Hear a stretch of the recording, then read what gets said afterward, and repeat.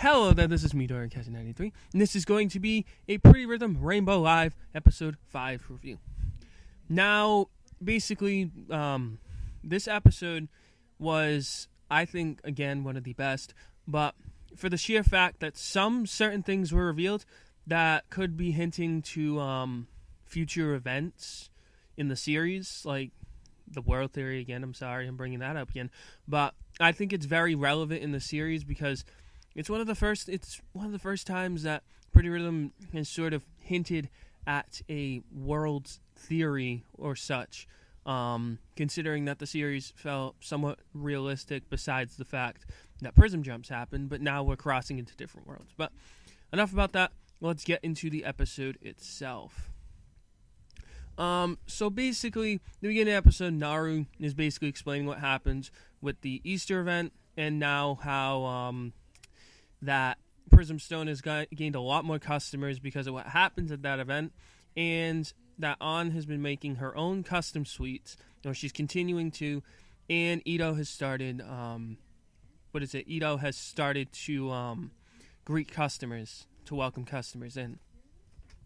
And then Sato comes to Naru and asks, "Do you have your own My Song yet?" Naru's thinking to herself and says, "No, I don't think I do. I can't even perform a prism jump." But then Sato says, "You have to have it done by this Saturday. Like, you have to have My Song and choreography for it done by that Saturday." And then Naru somewhat panics a little bit and asks, or not panics yet, but she asks An, like, her My Song. An says she's already finished it. She's thinking about it. Like, she's thinking she can't wait to perform in the first Prism show with it. And then Naru asks Ito. Ito says she's creating it. Naru asks her to create it for her, but Ito says, I don't have time for it. And then we see Naru just pondering about how she's going to create her own song, and she wants to think of a basis for it, like a basis for that song. And then what happens is she realizes that the song that she was listening to could be used for it, and she just needs to find the person who made it. And basically, she remembers it. She goes to the building and gathers up the courage to go up and look for the person who created it. She gets to the top, opens the door, and looks at someone with a red coat, and she thinks to herself, "Is that the one who made the song?" And then the man turns around and says, "Tanaka." And weirdly enough, I mean very weirdly enough, he looks exactly like Yamada. Yamada, as in the person from Pretty Rhythm Aurora Dream and Pretty Rhythm Dream Future, but for some reason is in Rainbow Live, but calls himself Tanaka. And Naru asks, what is it? Do you know the person? Are you the one that created this song? But then Tanaka points over and says, "Oh, he's coming," or that person's coming. And then the door opens, and we see the man that we saw before running past Ito. And then Naru goes up to him and says that her name's Ayase Naru, and I want you to create a song for me. And she says, because I heard your song before, I thought that you would be capable of doing this for me, and I'm just asking you, please. But unfortunately, the boy says, "I'm sorry, you can just leave me now, and what is it? I'm not interested in prism shows, and besides, I'm not going to give my songs to anyone," and walks away. Naru is then Naru sad that she made him mad, and then she goes over the next few days, but the song isn't being played anymore on the roof. So basically, she thinks that it's her fault that he isn't playing the song anymore. And then she goes to Ito for advice, asks her for advice, and Ito says, "What is it? Yeah, Naru, you made a mistake." Basically asking for a song from someone, or someone to create a song. Their song, give their song to someone else, is basically just giving their life away. And that it's basically the song creator, their song is actually a part of their life. And then Naru asks what she do about what happened with the boy, and Ito says, well, you just do what you want, like do what you would think is right. And then Naru says, I'm gonna go apologize, and Naru goes to run to apologize. Unfortunately, when she gets to the roof and it's raining and she has an umbrella, unfortunately he isn't up there. But what she does hear is she hears Rene singing down. She hears Rene, and basically what happens is she goes down there and looks for Rene, but instead finds the boy she was trying to look for on the roof. The boy walks away, but Naru says, I have something to say. I'm sorry for what happened. I'm really sorry for what happened, and I know that if you were to give away your song, you'd be basically giving away your life. And then what happens is Naru basically tries to convince him like that she's sorry and that can he do anything about it. Then I believe it was a little bit later, a little bit after, or a little bit before. I'm sorry again. It's more of a free review type of thing. We see the boy and he's walking down the street next to Diakran.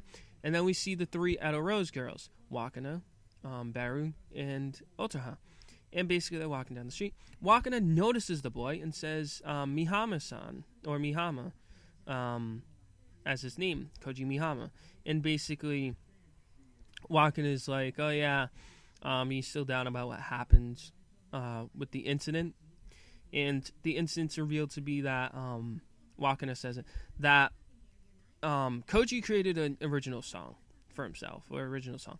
And what happens is Hiro said that Hiro, one of the members, I guess, of formerly Koji's group in Edo Rose, basically says, I'm going to take the song, and steals the song and claims it as his original. And that's probably why Koji left and such. And Wakana asks Baru, as Koji's walking away, do you feel bad for him? And Baru says, yeah, I think I do.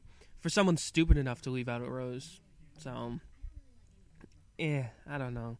That's a bit sour to think about what Baru said. It's just like, why? Come on. You just got to cut him some slack. Like, apparently, even after what Ito said, like, the song is your life, you just don't say that. It's, but again, here's a show, and there has to be someone who has to be the bad girl or the bad guy, so, well, there you go.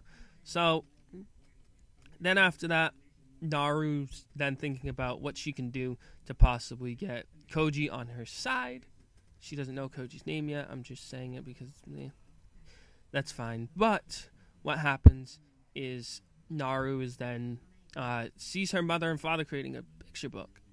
And Naru asks her mother, like, oh yeah, how do you create those pictures? She says that the images have flown to her mind when she's thinking about something lovely.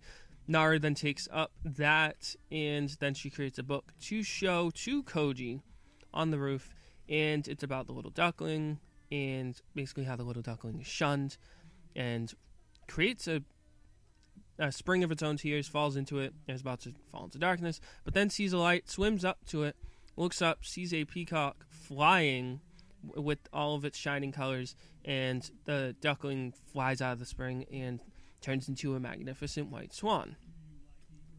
Now, after that story, Koji looks at it, and for some reason, a rainbow shine is coming out of it. There's peacock feathers flying with it, rainbow peacock feathers, and basically Koji says he sees a song, music, and lyrics, and then Naru's asking if he can still do the song.